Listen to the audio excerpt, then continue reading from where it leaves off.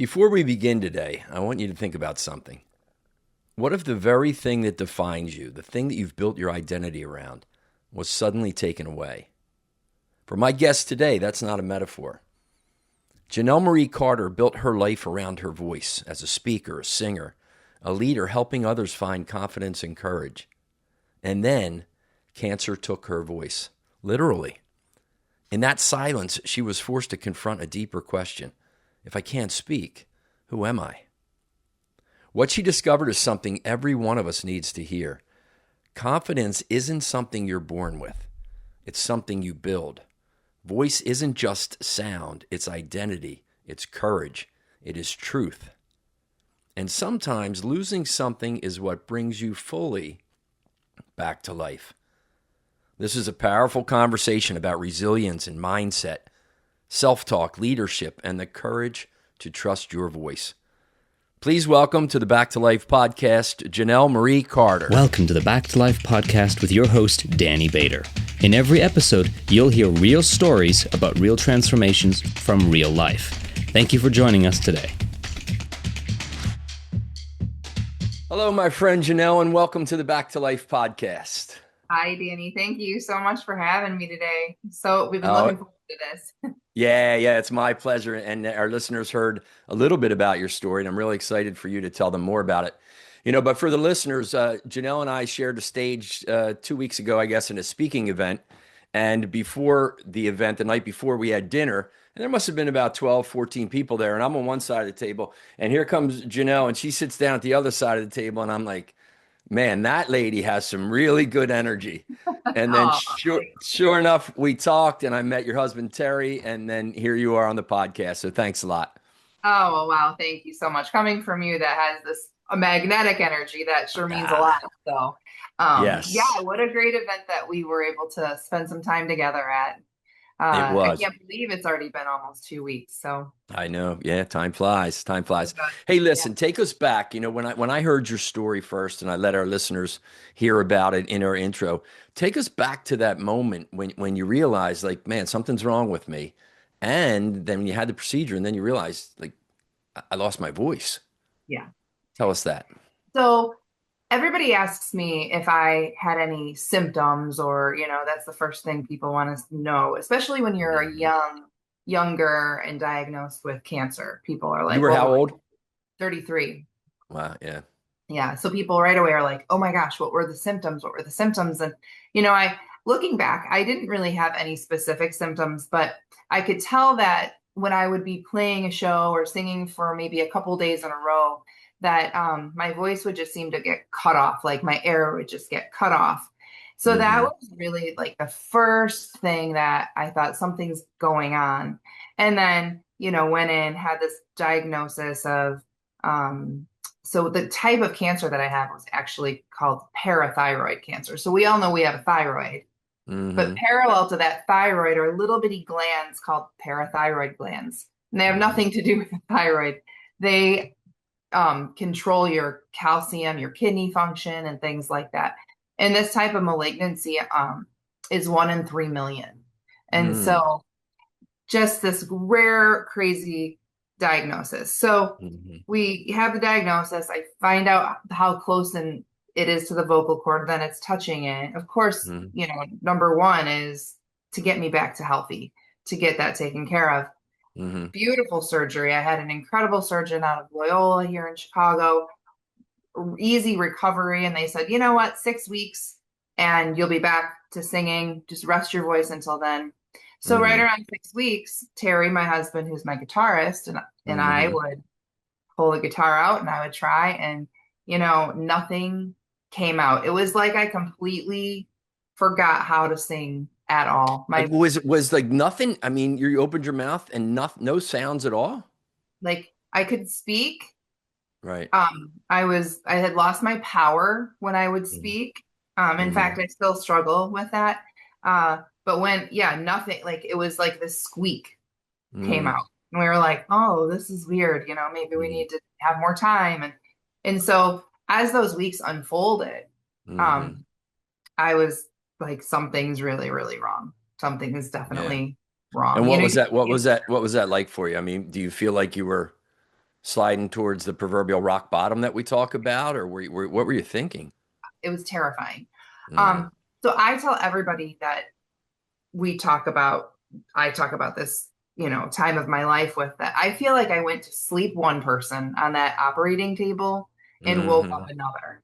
mm, Um, so even before I knew that my voice had been affected, something happened. I don't know what it was. I can't explain it.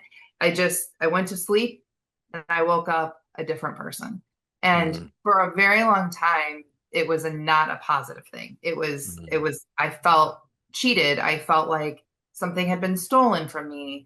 I mm, felt confused as to why I would have been given this gift, fallen in love with mm. it, created a career. You think this is Sure. what I'm supposed to be doing, right? Yeah, yeah.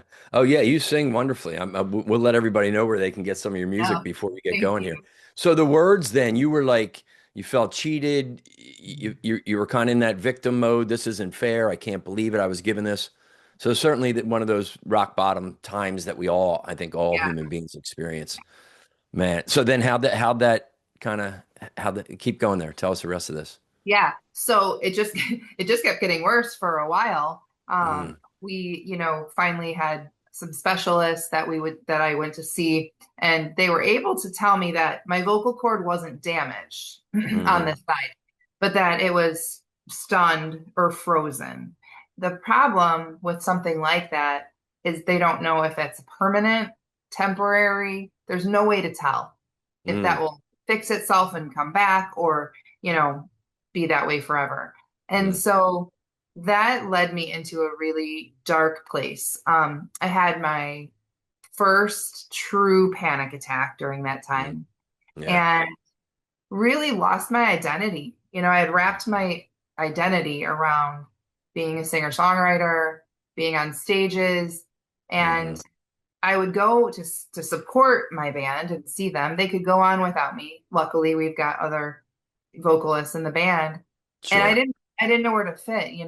I would start out like, okay, I'm just here watching. And then Hmm. it's gonna sound really immature, but it's true. I wanted to make sure people knew that I was still part of that band, that I wasn't just on the other side of the stage. And it Right. was really hard. I realized that then that my identity was so wrapped up on what people thought and who people thought I was Yeah. that I Tell me, couldn't just, let's go back for 1 second about the panic attack, because yeah. I'm sure many of our listeners can, and yeah, how was that? Where did it happen? What was it like for you? So I don't know why this happened. Something with my heart. So I started having heart palpitations not Hmm. long after surgery, and I had never really experienced those. And so that was really, excuse me, the start of that anxiety and panic. It was like something's wrong in my body. I can feel Hmm. it. I feel off. I would try to project my voice. I couldn't do that. I felt silenced. All of those things together caused Hmm. me to start to have panic attacks. So I started, and it's still a bad habit that I've broken, but I can once in a while feel I'll do. I would Hmm. hold my wrist and just count my heartbeat. And if Hmm. it skipped or if it raced or anything, straight to the ER. And they would Hmm. just say, this is panic, this is Hmm. anxiety, this is panic, Hmm. anxiety. And so it was really infused with everything else that was happening. Hmm. And you What get did to you the do? point, What did you do to move through those? I'm it cutting you took, off here, but I'm just so no, interested. And I no, you're know good. so many people. I mean, you've been through this, and when I heard you speak, you have such positive takeaways for people, right? Because they're all on the journey, even if they're not a fabulous singer that lost their voice. We all have those challenges, and we all have those moments where we're like, "Oh my Oh, God, I'm freaking out. My sure. heart's going to pop out of my Yeah. chest." Yeah. What's your strategy to move through those? What'd you do?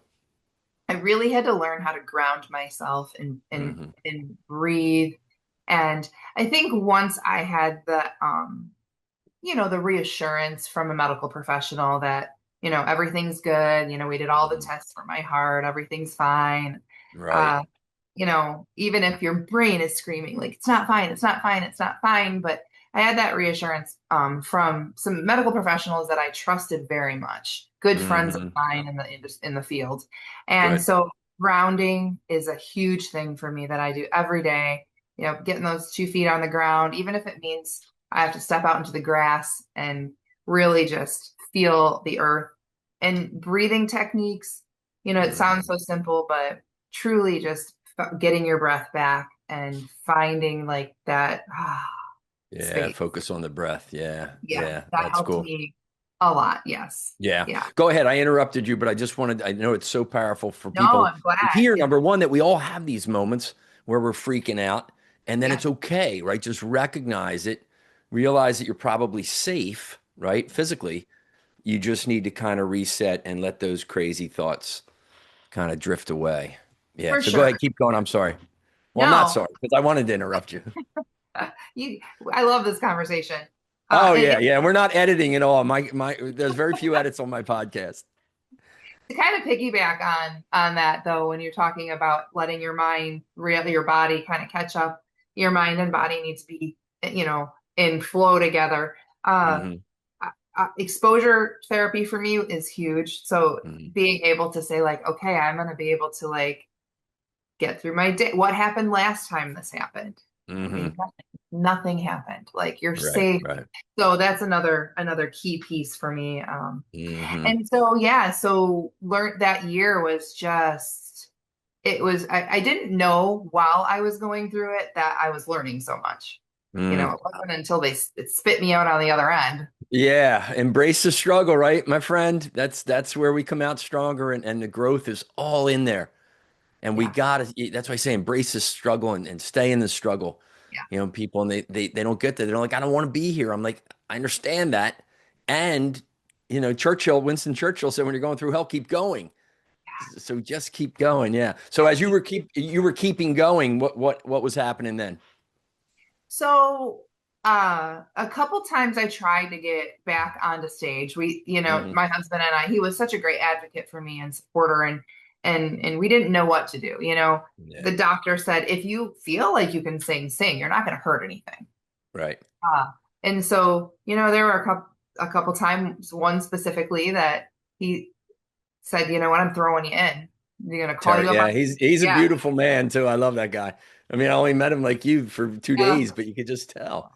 yeah, he is very special. And So he just said, "All right, come on, honey, you're yeah, he going." said, and he called me up on the stage. I was like hiding in the corner, and at Uh-huh. the show, kind of just feeling sorry for myself. And he Uh-huh. said, we're going to get Jonelle up here. And I'm like, what are you doing? And he's like, Yeah. try it. And so I sang. It was awful. I, Mm. I truly felt panicked and anxiety and everything for the very first time on a stage that I Mm. hadn't experienced. I had had nerves when I was younger, never stage fright, but Right. definitely like that little, butterfly in your stomach, but nothing like this, where I felt Hmm. completely stripped down naked. Everybody was waiting to see if I could sing again, and it wasn't Hmm. good. I wish I could tell you it was this fairy tale ending of like it was beautiful Right.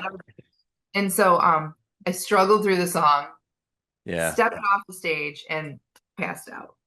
Mm. Did you And really? Oh my yeah, gosh. my friend took me to the ER and they're like, this is I think you had a pretty big panic attack. And Yeah, that I can imagine. that's when I had to say to myself, okay, how are we Jonelle, how are you going to get back on the stage? And is Yeah, right. that the end of it or what? And so that's pretty much when everything started to change for me. Hmm. Hmm. And then- So it was that good moment where you kind of did embrace the struggle then, right? yeah.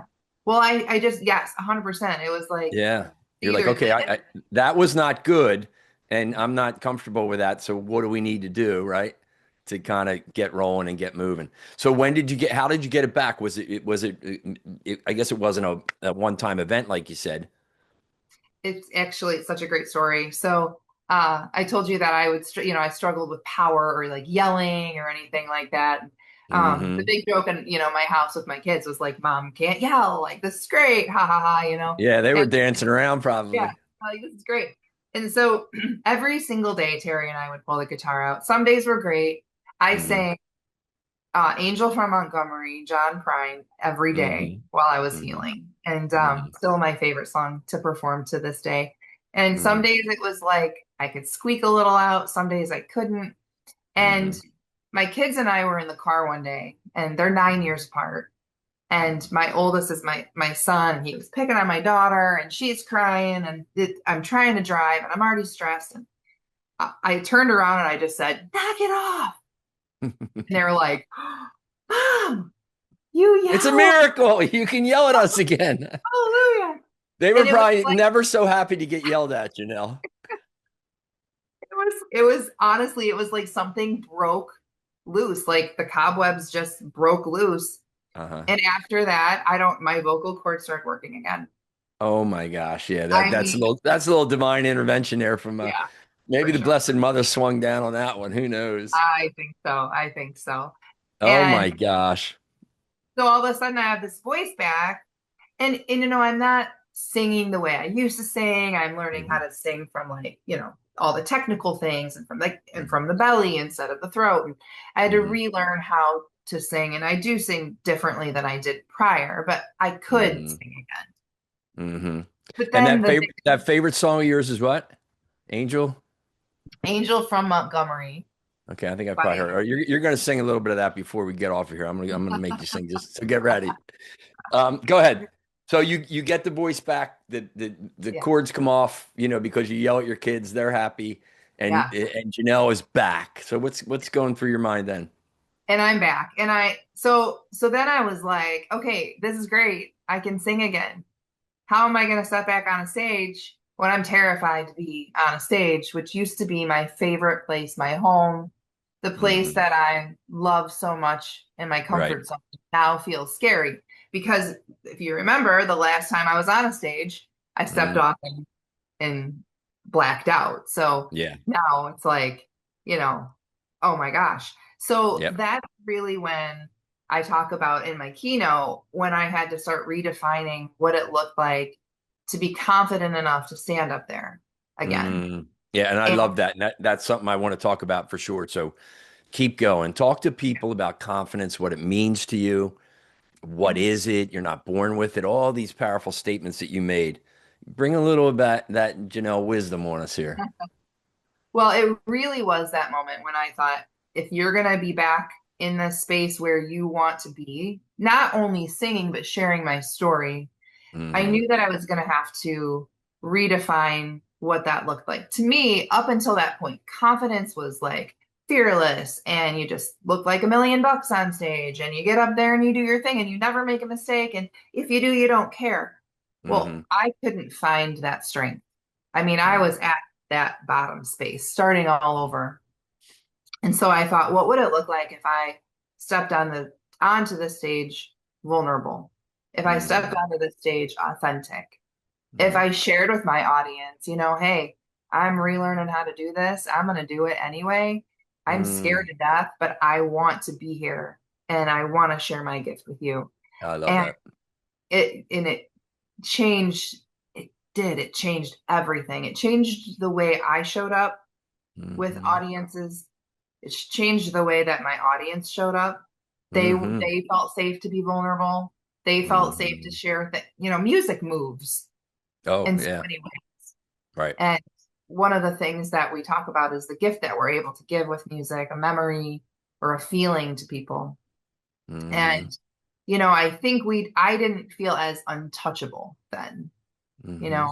know. It wasn't scary for somebody to approach the stage and say, wow, that song really moved me and made me cry. Thank you. Hmm. Instead of prior to that, it felt a little more like I'm on the stage, you're in the audience, and there's a gap between us. It Hmm. closed that gap. Yeah. Yeah. I love that. And it's, you don't think about that when you think about confidence. He or she's so confident, you don't see that vulnerable side so Yeah. often. And I think the point that you make is confidence maybe is on top of vulnerability. Vulnerability is kind of the foundation that say, yeah, I'm here. I'm Mhm. happy to be here. I'm not perfect. Sometimes I'm scared as shit. Yes. And I'm going to go do whatever we need to do.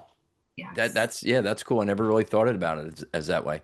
I think vulnerability, you think more of courage, right? Somebody has the courage to be vulnerable, but it also is that confidence, and that confidence is maybe just just a love of yourself or a comfort with yourself. So Yeah. that's a good way of putting it. I like that. Yeah.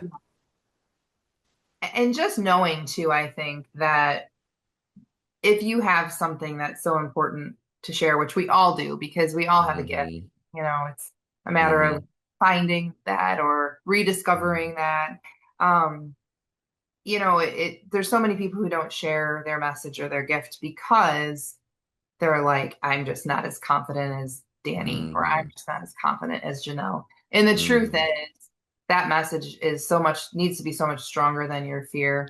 You Right. know, it lands differently when you're Hmm. speaking from a place of like, hey, I am, I had to take 15 deep breaths before I got onto this stage. Yeah. If Yeah. I Yeah. can do Yeah. it, you can do it. Really. So when somebody says to you, like in your coaching and your work and just being who you are, if somebody says, "I know, but I'm just not that confident," what do you say to them? I say neither am I. Yeah. It Yeah. looks like I am to Right. you, but neither am I. And this is how Yeah. we're going to shift the way we see that. And I Yeah. think practice too. Practice makes Yeah. perfect. Yeah. In my longer keynote, I talk about going to the YMCA and learning to be a runner, which I'm a terrible runner. I can run about a mile, and like I feel like I ran in the Olympics. I'm like, did a mile. A mile is good. Yeah. Yeah. Well, that's cool. But I think, yeah, go ahead. No, but I think it's just like repetition, the more you do it, the Yeah. better you're going to get at it. And same thing, Yeah. the more you put yourself out there, the Yeah. better you're going to get at it. Yeah. Yeah. Yeah. Confidence comes from doing, right? That's a quote that's been around a long time. Although I think something that you've given me, a gift that you've given me is when somebody's going to say to me, I'm just not that confident. I'm going to go a little bit deeper and not put that definition of confident on there, but just probably flip back and say, okay, well, what does confident mean to you? How do you define that? Yeah. And then see if there's an opportunity to integrate vulnerability into that definition. Because I think for me, I think that's a great breakthrough, to Yeah. have. Yeah.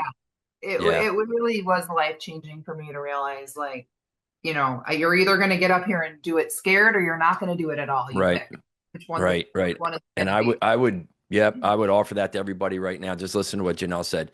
If you just get up and do it, whether you're scared, whatever, it's a difficult conversation. It's moving into a relationship. It's moving out of a relationship. It's leaving your job to go get another one. It's stepping into a big job where you're going, oh my gosh, I don't know if I can do this. Right? Just go ahead and do it anyhow. How does all this relate? We both love mindset, and I say, your life is lived between ears. Remember, I showed a slide of that little monk with his ears. Your life is lived between your ears. So what's the power of our self-talk? And how Oh, did you move from that? Oh my gosh, Janelle, this is horrible. You're never going to sing again. Nobody's going to like you because you're defined as a singer. And then how you shifted. So give us some good thoughts on mindset. Oh, first of all, that self-talk is everything. You know, Mm, as you get into like neuroplasticity and like the whole world about rebuilding those neural pathways and things like that. There's so much science behind it, but truly, when your script is every single day is something that's telling you you can't, you can't, you can't, you know, hmm. you're going to believe it. And just Yeah. in that same breath, if you're saying that you can and that, it's okay, and supporting yourself through your own words and through your own Hmm. validation, Hmm. that's what your brain believes too. So my son's an engineer. He's a mechanical engineer, and he's very black and white, you know. Hmm. That's just the way he is, just the way he thinks. And Yeah. so I often compare it to him and say, there's no fluff. Your brain is going to hear and say, okay, if you're saying to yourself, I'm just not qualified for this, I'm never going to be able to do this, your brain says, cool, okay, and so does the universe. Sure. But if Yeah. but Yeah. if Yeah. you yeah, if your self-talk, so shifting the way you self-talk, it's not as hard as it sounds. And again, it's practice. I'm a huge affirmations person. It Hmm. sometimes can feel a little bit cheesy at first. It's Yeah. like, oh gosh, like, am I gonna affirm myself? But Right. it's unbelievable when you can shift that script Yeah. and tell yourself a whole new set of beliefs. Yeah. And pretty soon your brain will start to believe Yeah. new script. Yeah, I think that's so true for everybody. Somebody once said to me, you got to realize you're not your thoughts, you're the thinker of them. So I love that's it. And then you go, because that's why I think stillness and meditation is so important. People sit and say, well, meditation, I can't, my mind keeps going. And I'm like, great, really pay attention to it now. Because your mind's going all day long, right? The lawnmower of life is running, has no off switch. So meditation is an off switch where I can sit and say, what the hell am I really saying to myself up here? And Mhm. is it useful? And I think that's, and the words we have, people say, I'm trying. And I say, well, tell me more about that. And then they'll say, like, I'm working on it or I'm figuring it out. I'm like, well, let's use those two words instead of trying. Because sometimes Yeah. trying is like you're not, it's more defeatist. I'm trying to get to where I can lift 250-pound bench press or something. I'm trying. Well, what are you lifting now? We're lifting 225. Great. So you're working on it. You're figuring it out. You're getting Yeah. there. And then you focus a little bit more on progress, I think. So it's that Oh, whole thing around, I love that. That's great. Yeah. what's the outcome we want, right? Versus the process. And sometimes we get too fixated on the outcome.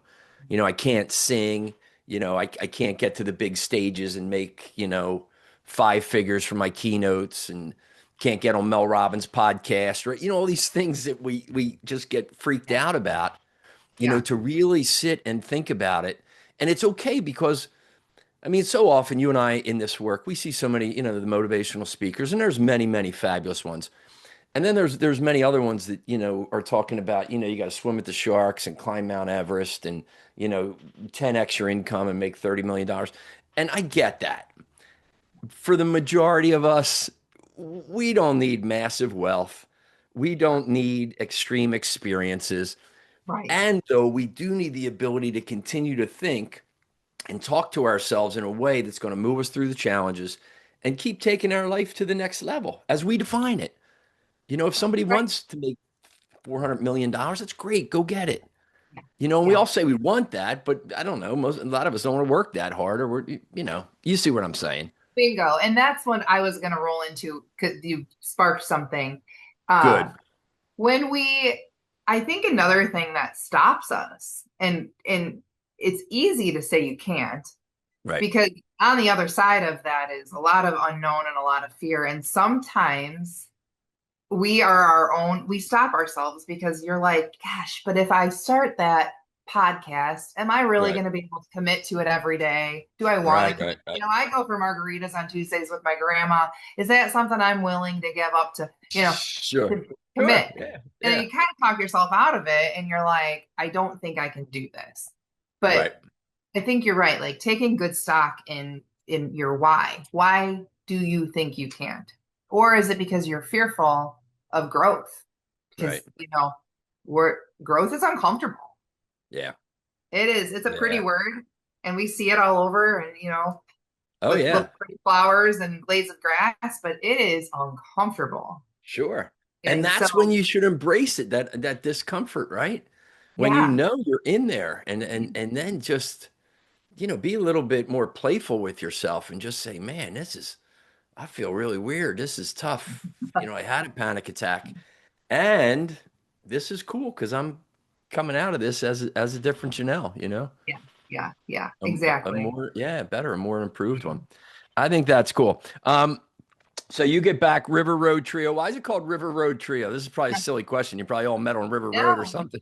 no, we get it all the time. So there's nothing really crazy exciting about it, but my trio and I are also in a full band called the Clients, and the Clients have Okay. been together since 1994. I was not in the band in 94. I was still in high school.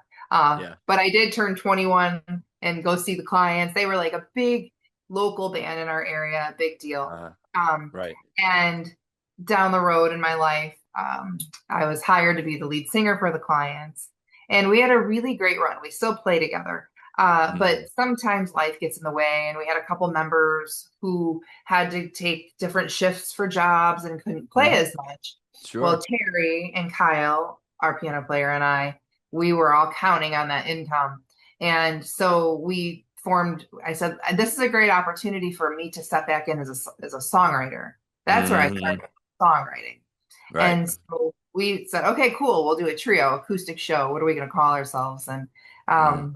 we went to our fans that are on the internet and we're like, on social media, like, give us some ideas and we'll pick something. And And it was a fellow songwriter, singer-songwriter friend of ours that said, "What about like River Road Trail?" Because I was like, I want something with a creek or a street or you Cool. know, I like something. it. I love it. I love it. And I have to and tell it you, turned out, I have to tell you too, I have a couple pair of cowboy boots and I don't wear them a lot when I'm in my house, because I'm up and down the steps.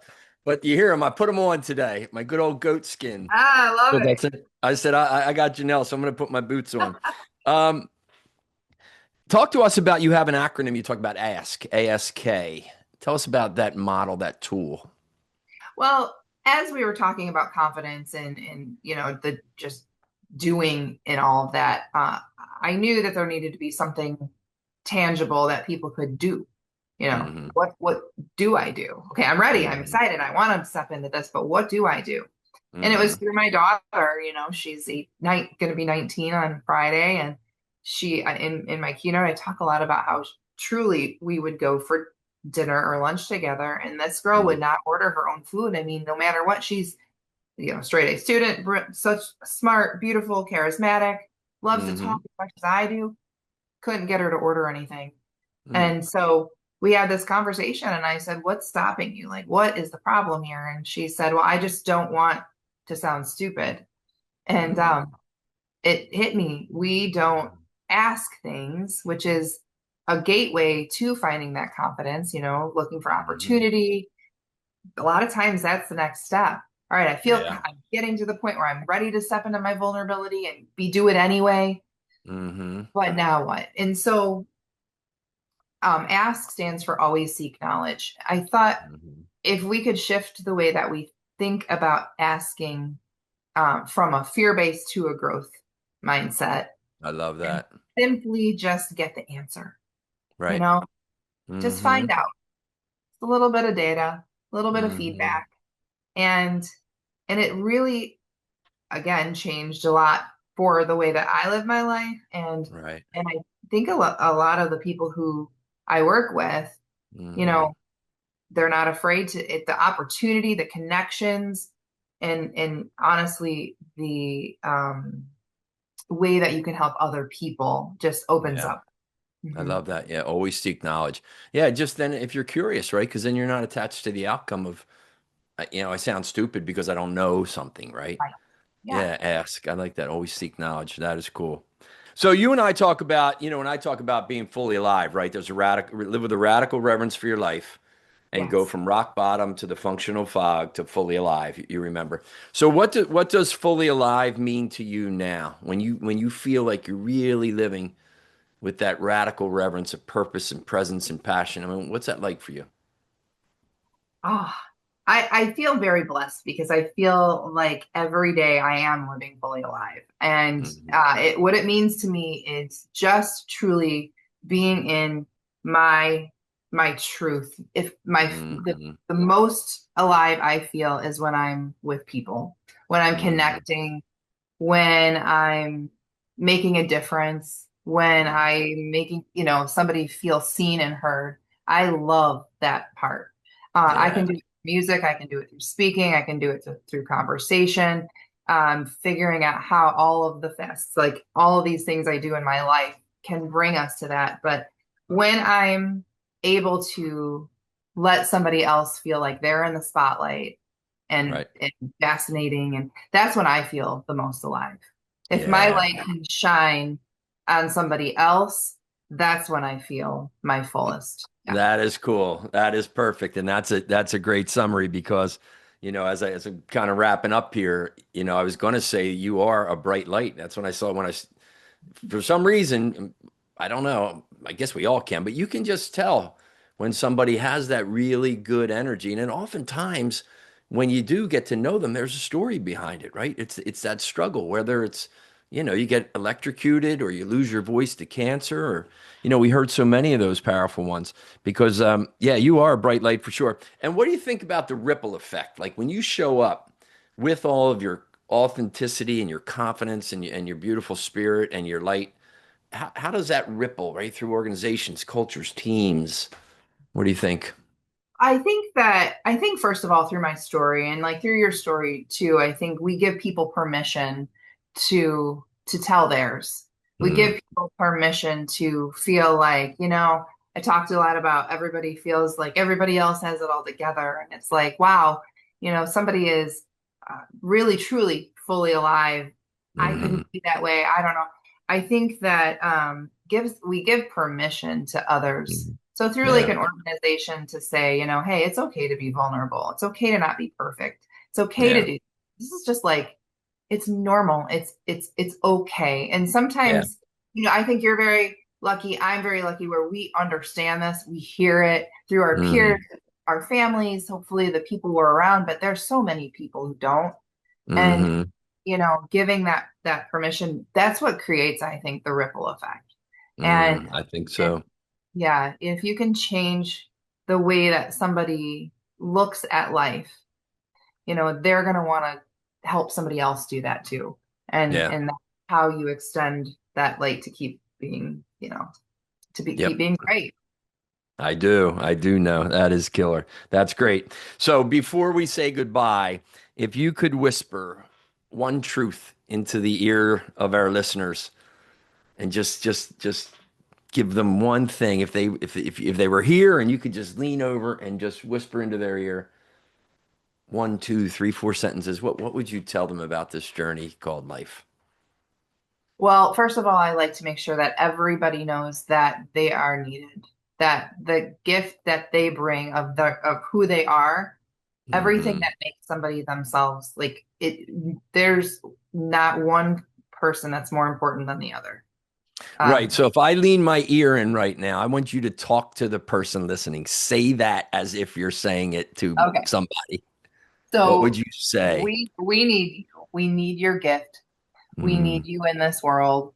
You belong here and you are seen, heard, and important and truly fascinating. And mm. that's what I want people to understand. That is perfect. Perfect. So, everybody, thanks a lot for joining our Back to Life podcast. And just remember, there is a hell of a difference between just living and going through the motions and being fully alive. Jonelle Marie Carter, I am blessed to know you and Terry now. And thank you for coming on the show. I look forward to sharing another stage with you soon. Thank you so much, Danny. The pleasure has been all mine. You're amazing. Thank you.